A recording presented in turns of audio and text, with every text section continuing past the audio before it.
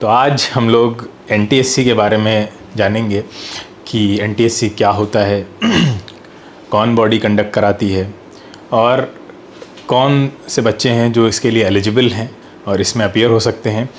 और सबसे बड़ा सवाल कि हमें इसमें अपीयर क्यों होना चाहिए या इस एग्ज़ाम को अटेम्प्ट क्यों करना चाहिए या इसके बारे में क्यों सोचना चाहिए। तो चलिए देखते हैं। एनटीएससी जैसे कि जिसका पूरा एब्रीविएशन का जो पूरा फुल फॉर्म है वह है national talent search examination.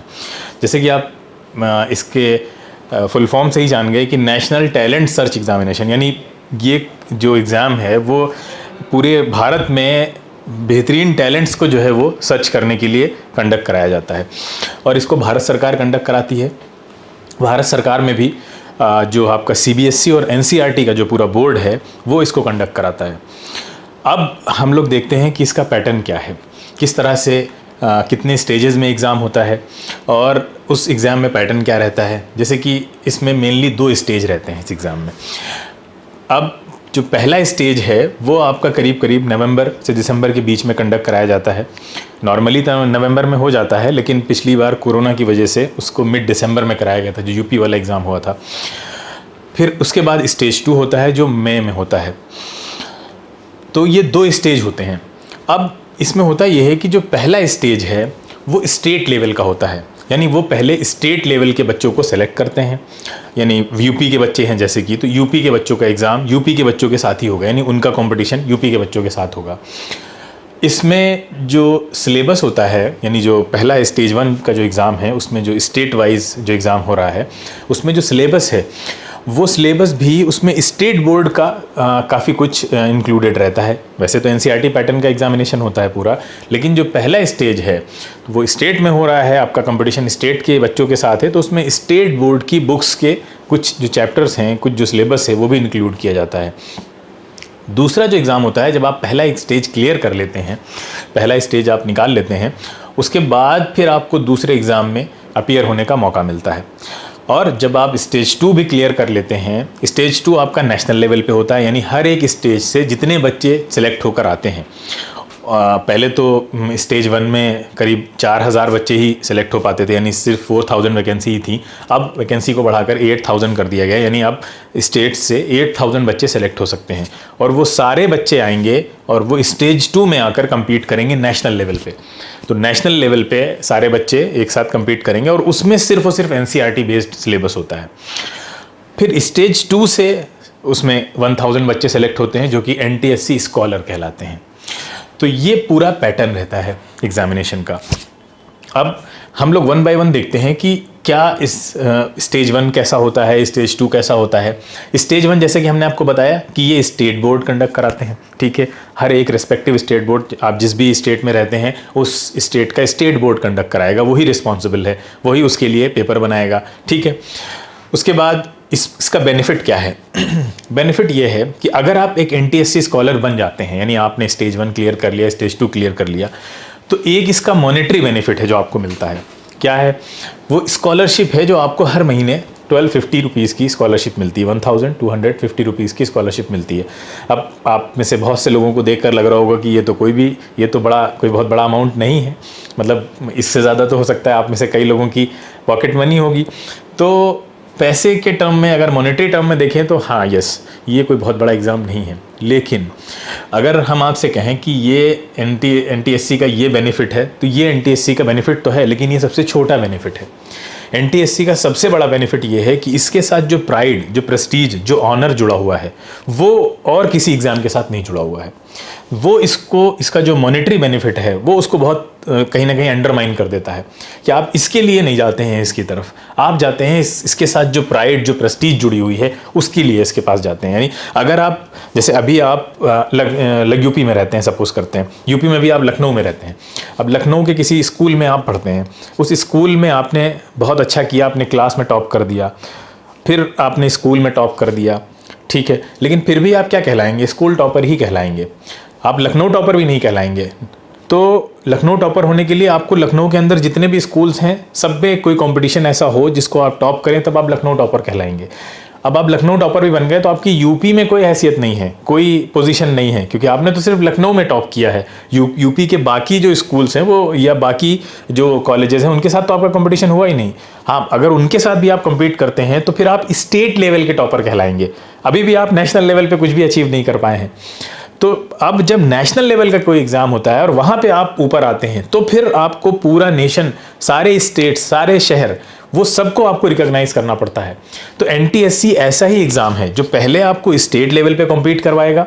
State level पे कुछ चुने हुए लोग निकलेंगे, उनमें से अगर आप होते हैं तो फिर आपको नेशनल लेवल पे कम्पीट करने का मौका मिलता है। तो आप एक नेशनल हीरो बनते हैं, नेशनल टैलेंट की तरह आपको देखा जाता है, जो कि इस एग्ज़ाम का नाम ही है नेशनल टैलेंट सर्च एग्जामिनेशन।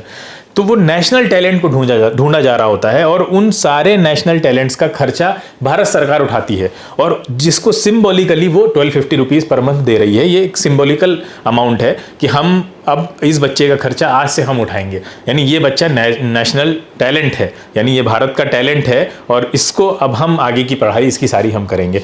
तो इनिशियल लेवल पे 1250 रुपीज़ मिलता है, फिर आगे बढ़कर ये 2000 हो जाता है जब आप ग्रेजुएशन लेवल पे जाते हैं।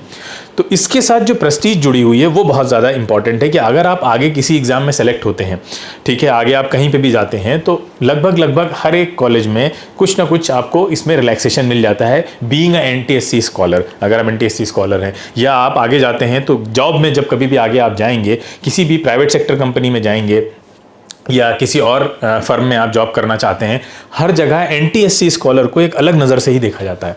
यानी हर जगह आपको प्रायोरिटी मिलेगी, आपको सबसे पहले आपको मौका दिया जाएगा बाकी लोगों से। क्यों? क्योंकि आपने अपने आप को साबित किया है।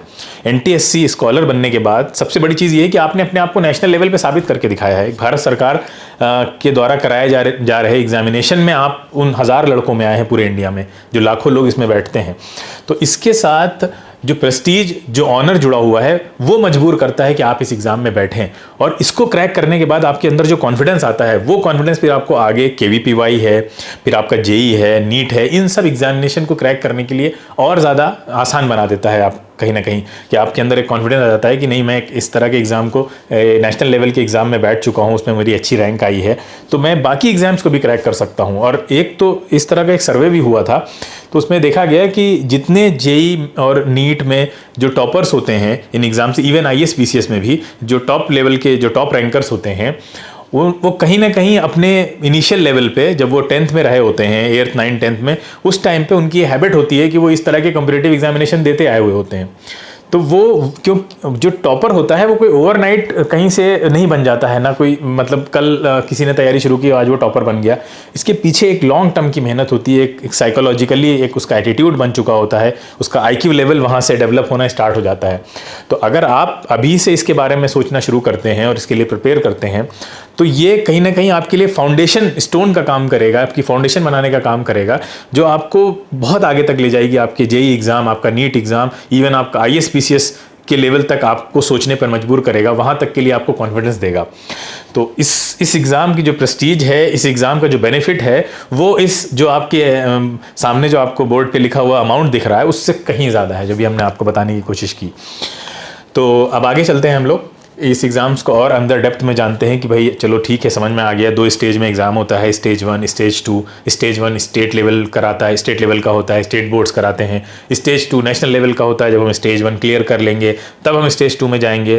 तो भाई अब हम देखें कि स्टेज 1 में हमें क्या करना होगा। चलो भाई अब हम तैयार हो गए हैं कि हमें एनटीएससी देना है, समझ में आ गया है हमें, तो फिर अब देने के लिए हमें क्या करना होगा। सबसे पहले स्टेज 1 की तैयारी करनी होगी। स्टेज 1 में कैसा एग्ज़ाम होता है, चलिए हम देखते हैं। स्टेज 1 में भी 2 पेपर आते हैं आपके। एक होता है आपका मैट, जिसको हम बोलते हैं मेंटल एबिलिटी टेस्ट। मैट में क्या होता है, जैसे रीजनिंग भी जिसको बोल दिया जाता है, वो इस एप्टीट्यूड टेस्ट है आपका एप्टीट्यूड चेक करने के लिए कि आपका आईक्यू लेवल कैसा है, आप कैसे सोचते हैं चीज़ों के बारे में, आप कितना लॉजिक और रीजनिंग से काम कर लेते हैं, ठीक है। तो उसमें 100 नंबर के क्वेश्चन, मतलब एक जो क्वेश्चन पेपर होता है उसमें 100 नंबर क्वेश्चंस होते हैं, और हर एक 1 मार्क का क्वेश्चन होता है, और 100 क्वेश्चन हैं, 100 मार्क्स के क्वेश्चन होते हैं। तो सबसे पहला पेपर ये होता है आपका, ये एक दिन में ही दोनों पेपर होते हैं। दूसरा पेपर है आपका सेट का, सेट यानी स्कॉलिस्टिक एप्टीट्यूड टेस्ट। इसमें क्या क्या सब्जेक्ट्स आपके आते हैं। सबसे पहले आपका सोशल साइंस आता है। इसमें सोशल साइंस में क्या है, आप सब पढ़ते हैं, ज्योग्राफी है आपकी, हिस्ट्री है आपकी, पॉलिटी है, इकोनॉमी है, ये सारे सब्जेक्ट्स इसमें इंक्लूड किए जाते हैं सोशल साइंस में, जो कि आपका 40 मार्क्स का आता है, ठीक है। उसके बाद आपका मैथ्स है जो कि 20 मार्क्स का आता है, और उसके बाद आपका साइंस है, और साइंस में आप सब जानते हैं कि फिजिक्स, केमिस्ट्री, बायो, ये तीनों इंक्लूडेड हैं इसमें, तीनों मिलाकर आपके 40 मार्क्स के आते हैं। तो इस तरह से जो आपका सेट है वो भी आपका 40 marks social science, 20 marks maths और 40 मार्क्स साइंस, ये मिला के 100 मार्क्स का ये भी हो जाता है। ये सेम डे आपका पेपर होता है, यानी पहले आपको ये देना होता है, इसके लिए 2 घंटे आपको मिलते हैं मैट के लिए, और सेट के लिए भी आपको 2 घंटे मिलते हैं, यानी 2 घंटे में आपको पहले ये 100 क्वेश्चंस करने हैं, उसके बाद कुछ 1-2 घंटे का गैप होगा, उसके बाद फिर आपका ये पेपर स्टार्ट हो जाता है सेट का। तो ये आपका स्टेज 1 इस तरह से आता है। अब स्टेज 1 में आपको जैसे हमने बताया कि जो स्टेट लेवल जो बोर्ड है आपका, उसका काफ़ी ज़्यादा इंटरफेरेंस रहता है, वही इसको कंडक्ट कराता है। तो उसमें स्टेट लेवल की जो बुक्स होती हैं, जैसे यूपी बोर्ड है, तो यूपी बोर्ड की जो बुक्स हैं उसमें से काफ़ी जो सिलेबस है वो इंक्लूड किया जाता है इसमें। यानी ऐसा नहीं है कि 100% आप खाली एनसीईआरटी पढ़कर चले जाइए और ये एग्ज़ाम आपका निकल जाएगा, नहीं। आपको स्टेट लेवल की बुक्स को भी सेट में, स्पेशली मैट में तो नहीं, लेकिन सेट में आपको स्टेट लेवल की बुक्स, और स्पेशली उसमें भी सोशल साइंस में, मैथ्स और साइंस में तो ठीक है, आप अपना जो भी बोर्ड में है, आप आईसीएसई बोर्ड के हैं, सीबीएसई बोर्ड के हैं, कोई फ़र्क नहीं पड़ता है। लेकिन अगर आपने सोशल साइंस में सिर्फ, अगर आपने यूपी बोर्ड, जैसे यूपी में हैं आप, तो यूपी बोर्ड की बुक्स को अगर आपने रेफ़र नहीं किया तो कुछ वहाँ से कुछ सेक्शन ऐसा है जो वहाँ से भी आता है, तो वो क्वेश्चंस आपके छूट सकते हैं। तो आप यहाँ की जो सोशल साइंस की बुक्स हैं उनको आपको रेफ़र करना पड़ता है। तो ये इस तरह से आपका एग्ज़ाम होता है। और हाँ, एक और मिथ इसके बारे में ये रहता है कि जैसे कि अभी हमने आपको स्टार्टिंग में बताया कि ये एग्ज़ाम जो है वो आपका सीबीएसई और एनसीईआरटी ग्रुप करवाता है।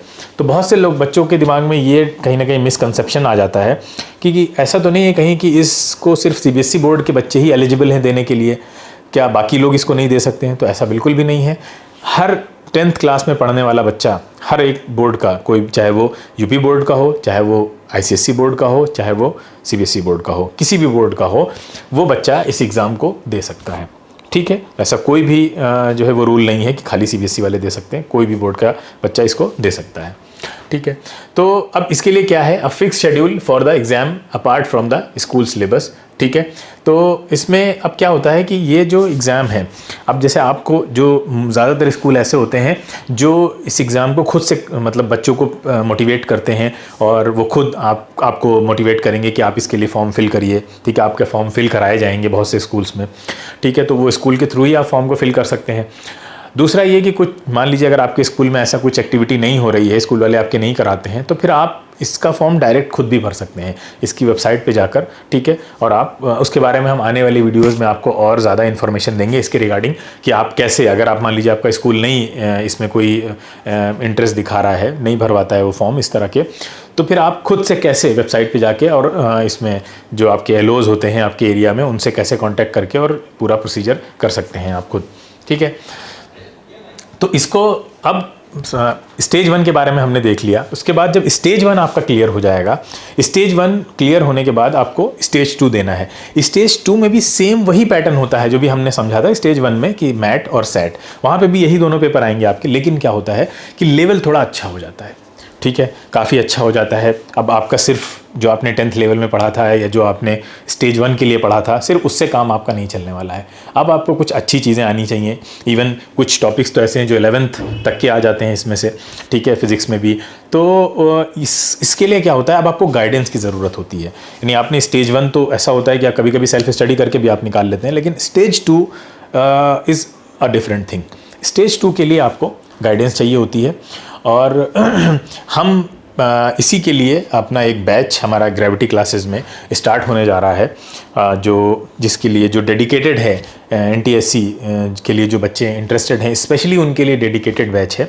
और इसके लिए हमेशा एक बात आपको याद रखनी चाहिए कि आपकी तैयारी स्टेज 1 को ध्यान में रखते हुए सिर्फ नहीं होनी चाहिए, क्योंकि स्टेज 1 के बाद स्टेज 2 भी आपको देना है, तभी आप एनटीएससी स्कॉलर बनेंगे। सिर्फ स्टेज 1 क्लियर करने से कुछ नहीं होना है, तो आप स्टेज 2 को ध्यान में रखते हुए तैयारी करना चाहिए आपको। क्यों? एक रीज़न तो ये है कि स्टेज 2 भी देना है, दूसरा रीज़न ये है कि स्टेज 1 और स्टेज 2 के बीच में बहुत ज़्यादा फर्क नहीं होता है, मतलब जो टाइम की गैपिंग होती है वो आपको 2-3 महीने मुश्किल से मिलते हैं आपको, उससे ज़्यादा टाइम नहीं। जब रिजल्ट आता है आपका तो 2 महीने भी नहीं होते हैं, मैक्सिमम 1 महीना मान के चलिए।